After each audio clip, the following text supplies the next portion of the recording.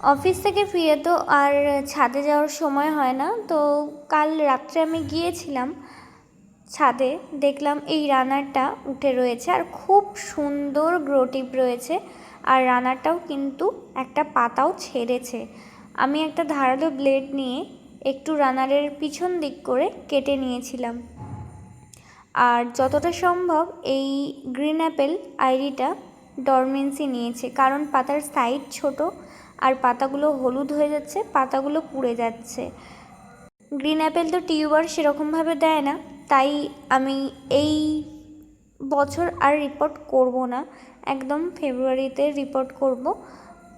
আর এই রকম রানার যদি দেখতে পাই উঠে এসেছে, তো যারা যারা আমার থেকে গ্রিন অ্যাপেল আইডিটা নেবে বলেছিল তাদেরকে স্বল্প মূল্যে দিয়ে দেব। আর এই যে এই ছোট পাত্রটায় আমি গ্রিন অ্যাপেলটা বসাচ্ছি, দেখি এতে গাছ হয় নাকি আর ফুলও হয় নাকি। আর তোমাদেরও যদি ভিডিওটা ভালো লেগে থাকে একটা লাইক, কমেন্ট আর চ্যানেলটিকে সাবস্ক্রাইব করে দিও। টাটা।